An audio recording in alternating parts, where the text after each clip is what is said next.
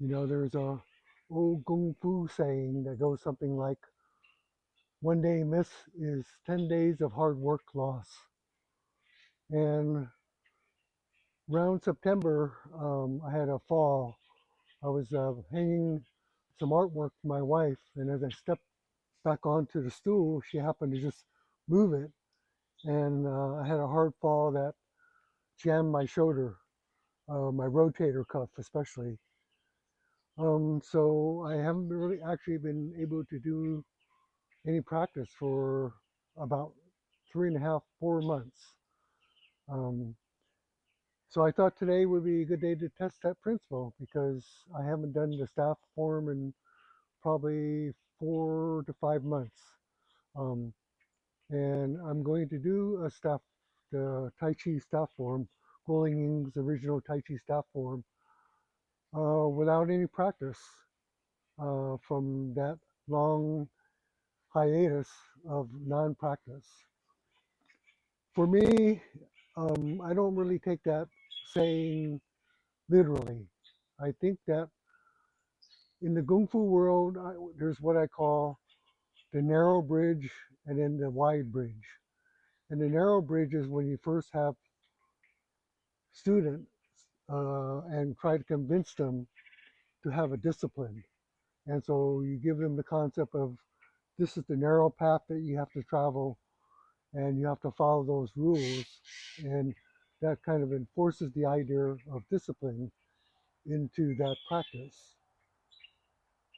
But I think that whether or not this saying is true or not really depends on your level of expertise, your physical ability, your physical agility, how long you've been practicing, and a lot of it is your mindset.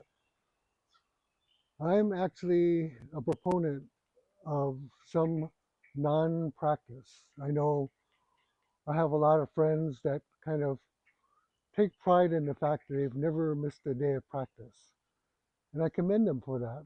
Um, but for me, again, part of what I try to promote on this channel in the idea of Kung Fu is that Kung Fu can run through many different practices.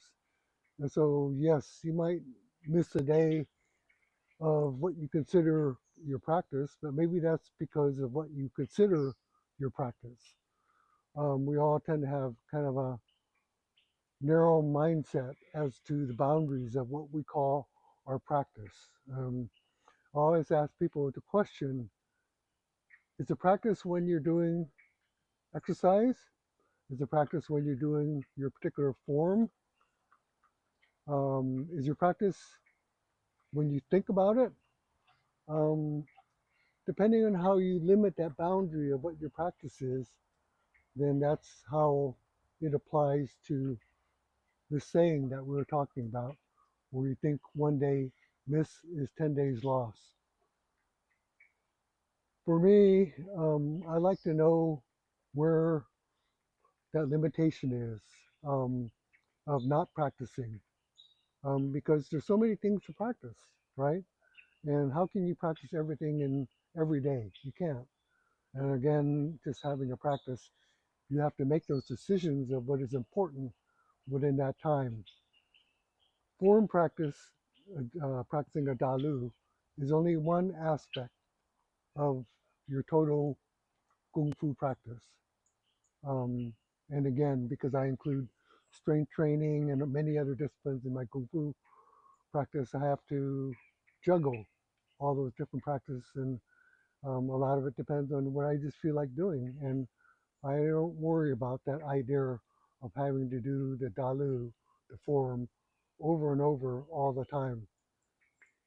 If you're going out to do uh, the forms for kind of calisthenics, for kind of like in the old days when we practiced, I would do um, 2 sets of tan tui, and then I would do 3 sets of tai chi, and then I do 3 sets of staff, and then 3 sets of cha chuan, and then whatever else I was working on.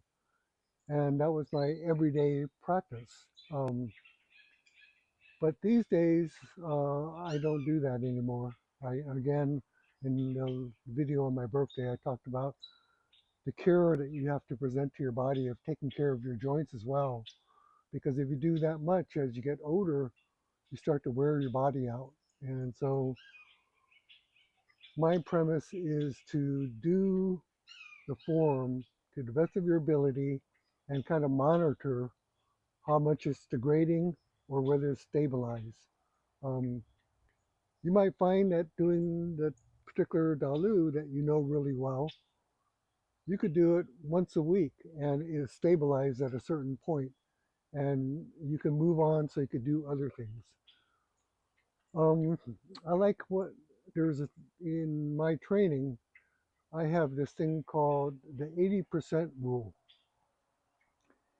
And the 80% rule kind of talks about how much training it takes to reach a potential level. And of course, that potential level is going to vary from person to person what they consider.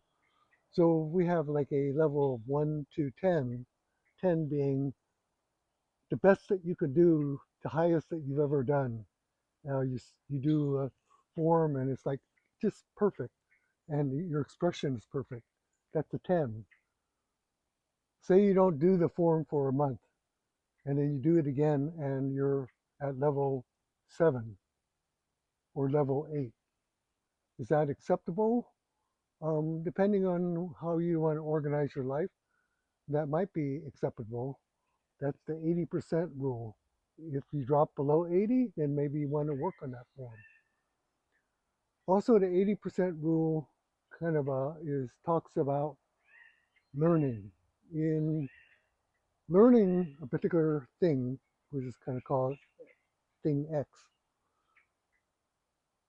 it's easy to get. You might practice 100% to eventually get to 80% level 8. But it takes almost another 100% to get from level 8 to level 10, even though it's only like a little difference, because by the time you're like an expert at something, it gets very hard to become the true master at something. That sometimes that only takes time and dedication over many, many years, not, within how many days you practice within a year. So that's my 80% rule. And it goes back to my tip on grading everything that you do so you can maintain a very good knowledge of where each of your items that you're practicing stand, and work on sometimes the things that are only 60% and let the things that are 80% slide for a while.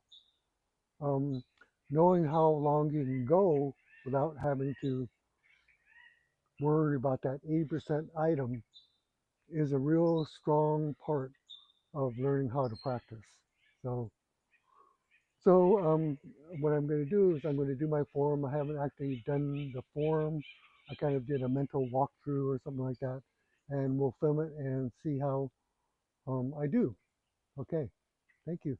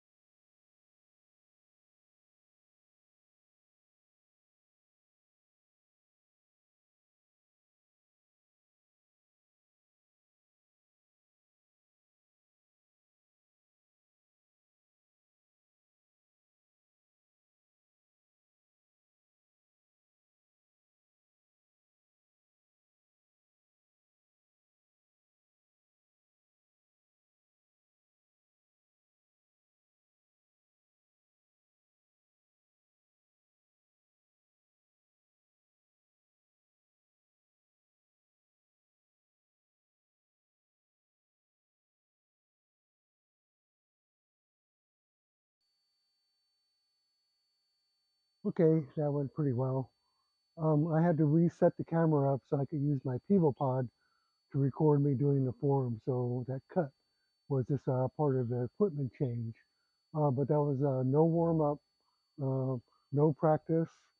Kind of in the morning, I went through kind of like a mental walkthrough of the form. Of course, when you know a form and you've done it for so many years, and especially when you've taught the form, you don't have to remember, you don't have a problem remembering the sequence. You know the sequence and the moves are embedded into your body. I think that my criticism of that performance, just done cold with no warm up, just out of the blue one time, was I didn't feel quite the connection to some of the moves. I was doing the moves more mechanical, um, because I, didn't have the kind of the mental into the practice that I would have had I been practicing the staff the last week. But again, I grade that at like about 80% of my capabilities. And so that's just kind of an example of how to be able to step out of your normal practice and kind of try different things, trying something like this. I encourage you to do it. A camera is the best way that you can record yourself and objectively look at yourself and your practice. If you feel like you have to do your practice every day so that you can maintain that 80% or 100%, then you become a slave to your practice. Um, Having the knowledge to know that you can go 4 or 5 months and then do that form right out of the blue and still be at a certain level is what I call practice confidence. When I was staying with Sifu in Portsmouth Square, we were practicing the dandao, the saber form, as a way of evaluating whether he would allow me to teach or not. And many times, I mean, I was living in Forestville, and it was about a 2-hour drive from Forestville to San Francisco. And as soon as I came up the alley and parked, uh, many times somebody would run up and said, "Sifu's waiting for you. You got to, he wants to see your form." And that was Sifu's way of forcing me to be able to do my Kung Fu, my Dalu, without warm up, without any kind of practice. Sifu told me, if you have to use your stuff, you don't have time to practice. So by having me step out of the car after driving 2 hours and immediately do my form, and then he would grade me, kind of judge me on that performance that I did, was kind of like what we're doing today. And you remember, like Sifu Master Go was very old school, and that one form that you were going to do out of the blue, out of without warming up, might dictate whether you would learn anything for the next month. And so that's kind of how critical that was. So anyway, that's the presentation for today, just to kind of emphasize the fact that you shouldn't be too tied to some of these initial dogma that's instilled at the very beginning about how one day practice is 10 days lost. If you've been practicing 50 years, you got some spare change to spend. Okay, thank you.